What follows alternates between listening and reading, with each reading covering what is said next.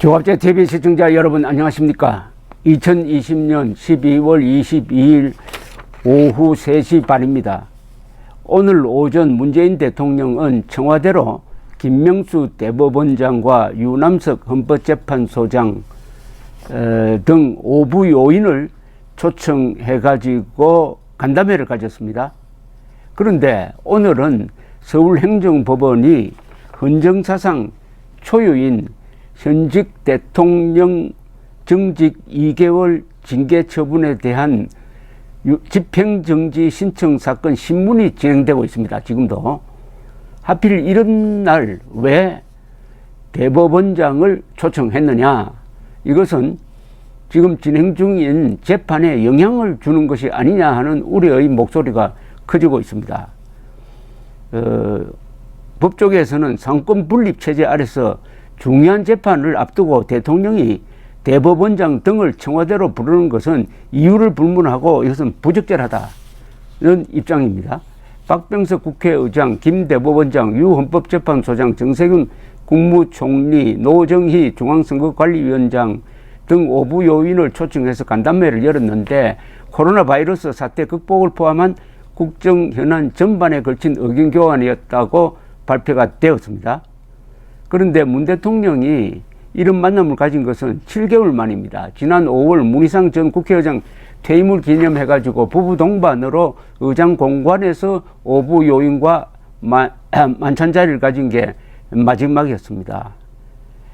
그런데 오늘은 서울행정법원이 한쪽은 윤석열 총장, 반대쪽은 법무부 장관이지만 사실은 문재인 대통령을 사이에 둔 이 징계, 정직 2개월 징계 효력을 정지시켜 달라는 윤석열 총장의 신청 사건을 지금 심리하고 있습니다.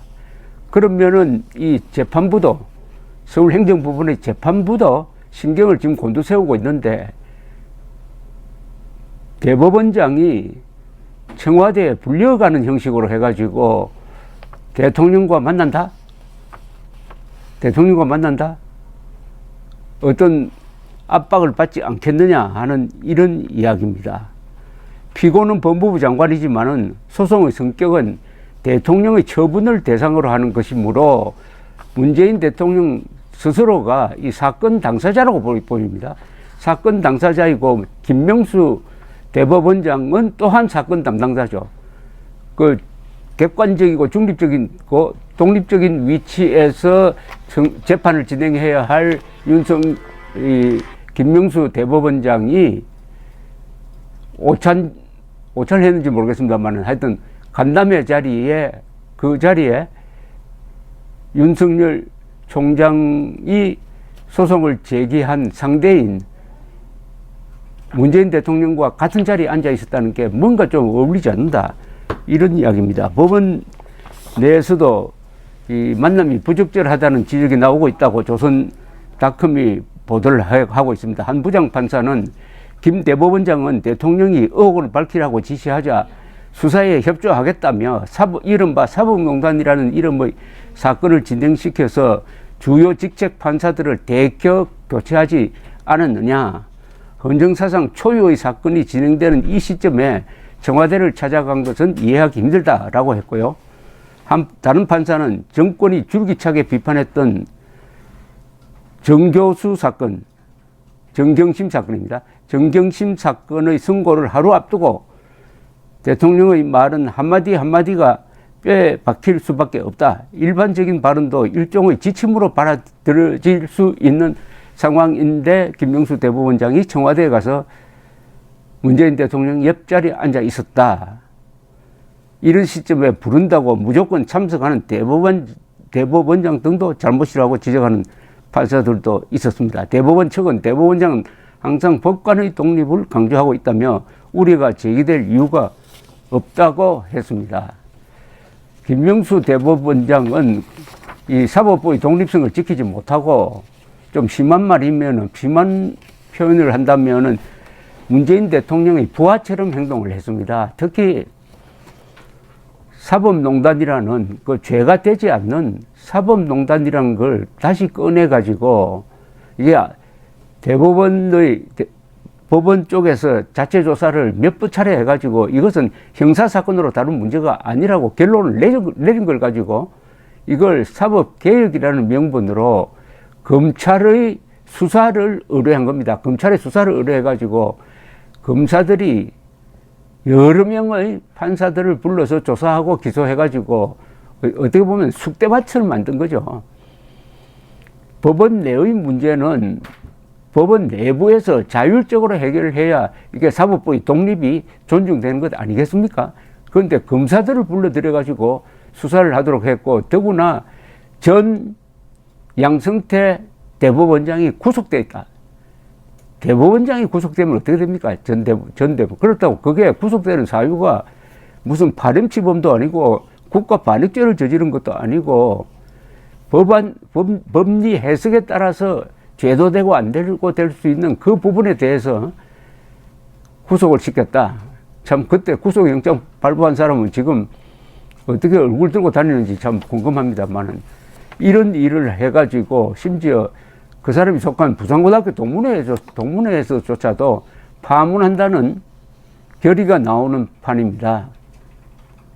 이런 판에 오늘 김명수, 문재인 두 사람이 만났다. 더구나 문재인 대통령은 지금 이 재판에서 피고 입장에 서 있는 사람입니다. 이게 누가 봐도 객관성을 상실하는 거죠.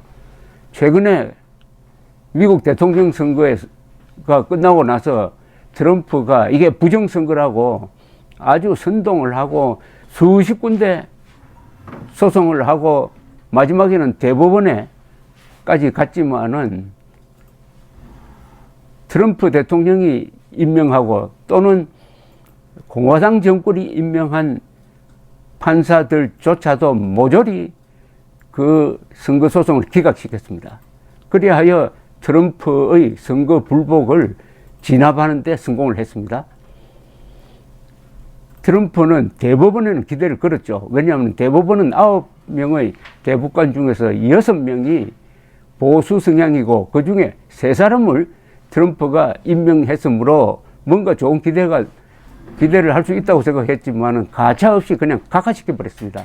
그리하여 미국에서는 헌정 질서를 수호하는데 판사가 결정적 역할을 했습니다. 그걸 보면서 이런 유사한 사건이 한국에서 벌어질 때 한국의 대법원, 한국의 헌법재판소가 과연 미국처럼 사실과 법리에 충실하게 판결을 할 수 있을 것이냐. 그 판결이 가능하다면은 대한민국은 헌정 질서를 지킬 수가 있는데 지금처럼 이런 구성원이면은 예컨대 선거에서 여당 후보가 졌는데도 불구하고 선거 소송을 하면은 그 여당 후보 손을 들어주는 판결이 나오지 않을까 하는 생각까지 하고 있었습니다. 그런 가운데서 오늘 이런 부적절한 대법원장과 대통령의 회동이 있었다 하니까 자꾸 미국과 한국의 사법부를 비교하게 됩니다. 우리나라 헌법은 법관에게 어마어마한 권한을 주고 있습니다. 법관은 법률과 양심에 따라 독립적으로 재판한다고 되어 있습니다. 법률과 양심 독립적 재판. 여기에 충실하게 복무하면은 아무도 판사를 건드릴 수가 없습니다. 그러나 판사들이 헌법이 부여한 이 권리를 용기가 없어가지고 지킬 수 없으면은 사법부의 독립은 무너집니다. 사법부의 독립이 무너지면은 상권 분립이 무너지고 자연히 독재로 가는 수밖에 없는 거죠. 오늘날 한국의 위기는 상당 부분은 이 사법부의 위기입니다. 그러니까 더욱더 오늘 서울행정법원의 이 재판 결과가 주목되는 겁니다. 감사합니다.